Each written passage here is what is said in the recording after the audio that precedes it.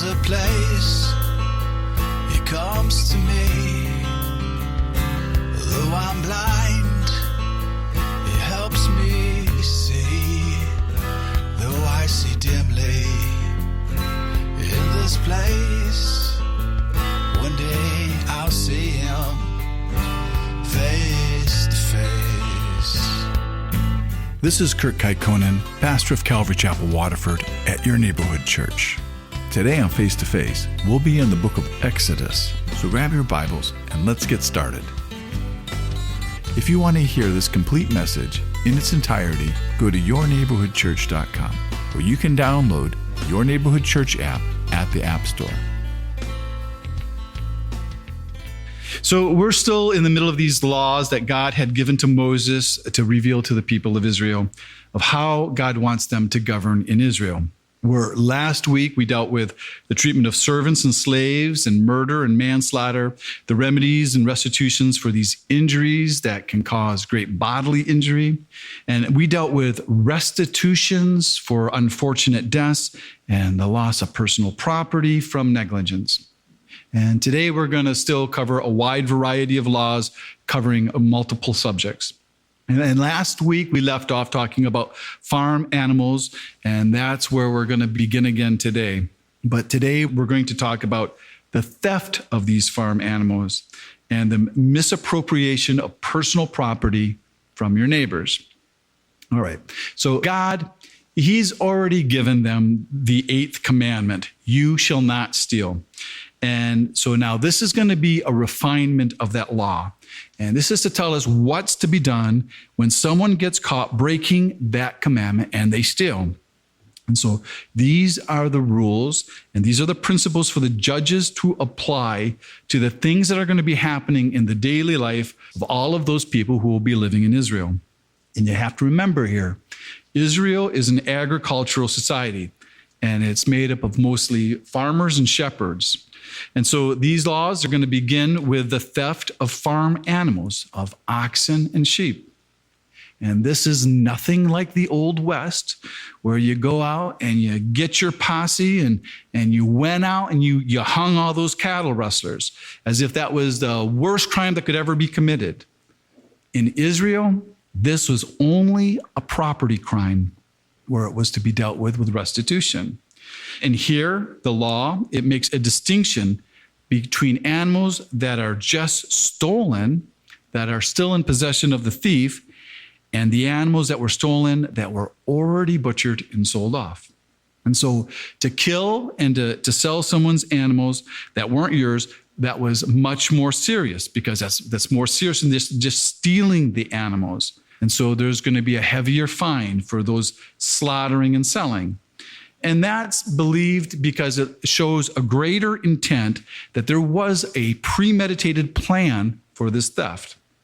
But when you find an animal that's still with a thief, and he's still in the presence of that thief may have just got caught up in the moment, where it may not have been his original intent to steal, but maybe where his covetousness had just got the best of him. And so the fine is not as bad.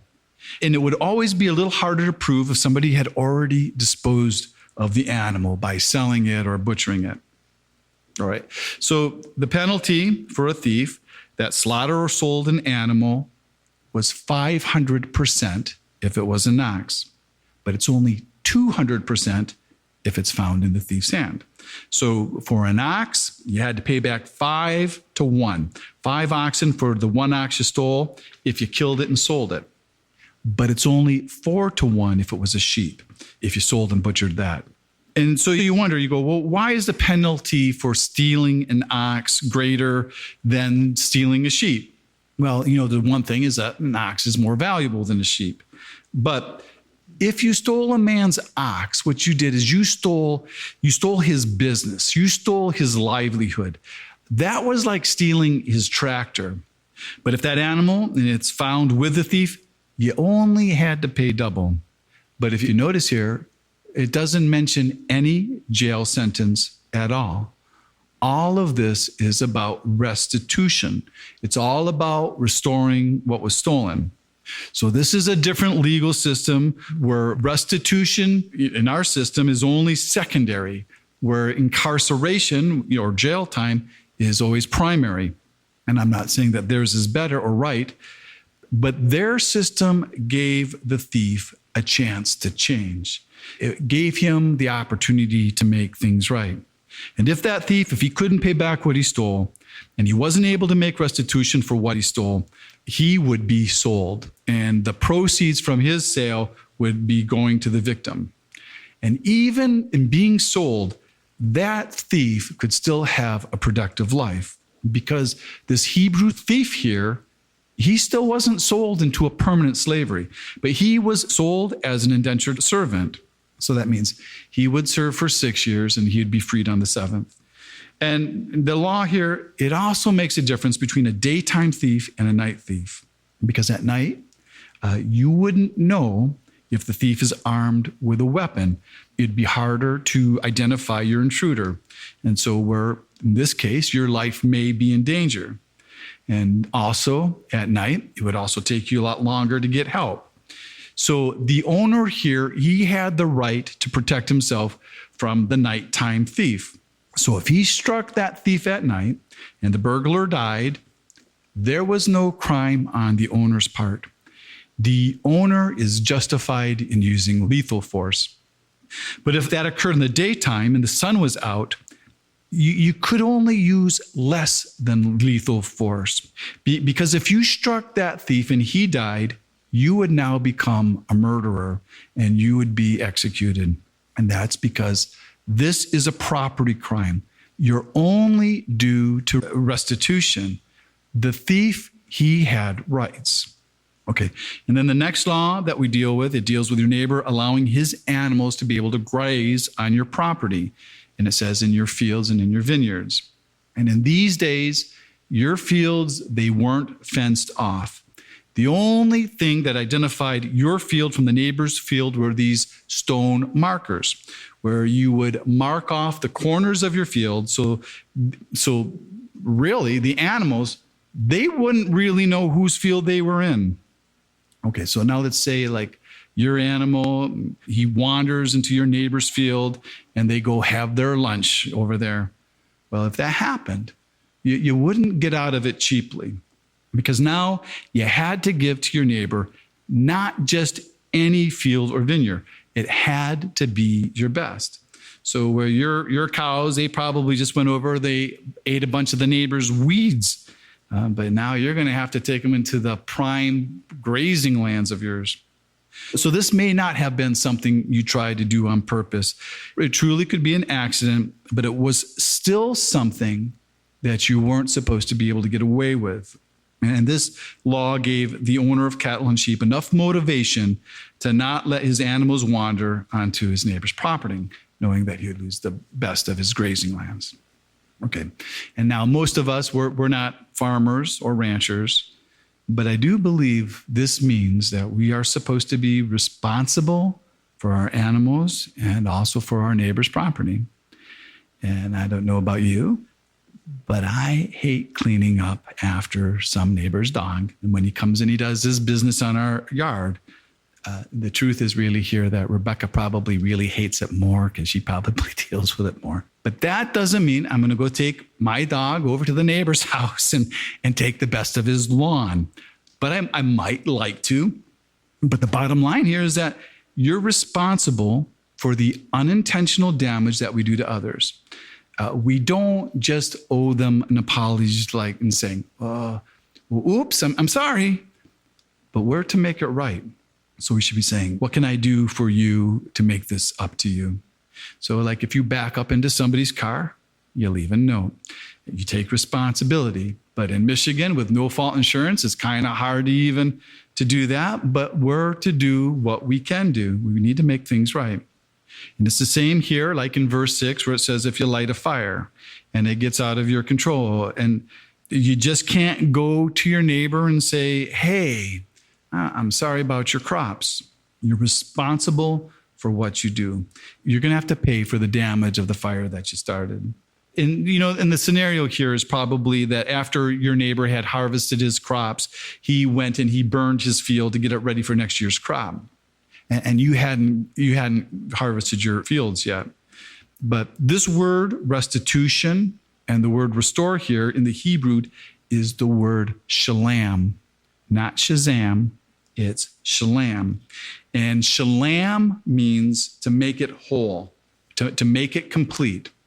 And if you notice here, shalom sounds a lot like shalom. And shalom means peace. And the truth is that these two words, they are related. And so now if you're going to have peace with your neighbor, you have to make him whole. So it takes more than just an apology to make things right. You also have to restore their losses. And if you notice here while we read this, these restitutions, these are an exact amount. The restitution isn't figured out by the opinion of the judge, and it's not by the person who's making the claim. These things are written of exactly how much you need to repay the injured party. And what this would do, this would probably cut down a lot of costs of attorney fees, and it wouldn't, use up all the court's valuable time. And it would also keep these disputes from going on for years and years. So now here you are, and you're living in a society, and you're living in a village where most of your neighbors are actually part of your extended family, where you all belong to the same tribe. And so you should be able to trust each other. So this wouldn't be unexpected or a hard thing to take turns watching over each other's goods from time to time. And like leaving them your animals or them guarding your valuables when you leave town for business or for vacation. And so this was common, this was customary, because you don't take everything with you when you travel.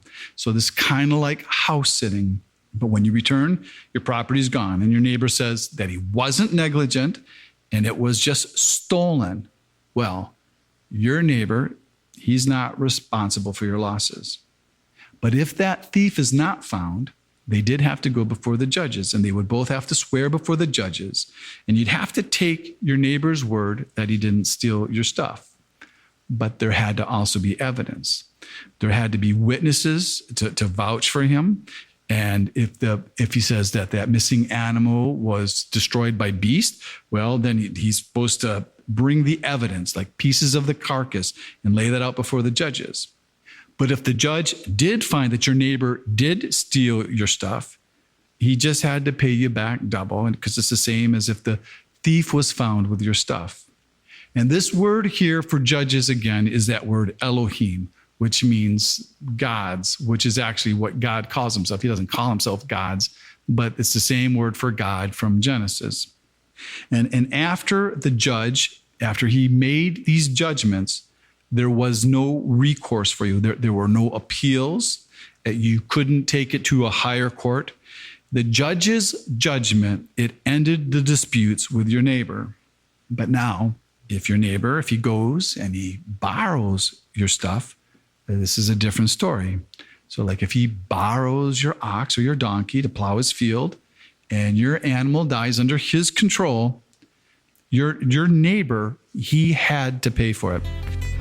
You've been listening to Face to Face. Face to Face on this radio station has been provided by Your Neighborhood Church. If you want to help support Face to Face and put this program on other stations just like yours, you can contact us at yourneighborhoodchurch.com or write Your Neighborhood Church, P.O. Box 500, Romeo, Michigan 48065. There's a place he comes to me. Though I'm blind, he helps me see. Though I see dimly in this place, one day I'll see him face to face. Tune in again tomorrow at this same time as we continue to go through the Bible.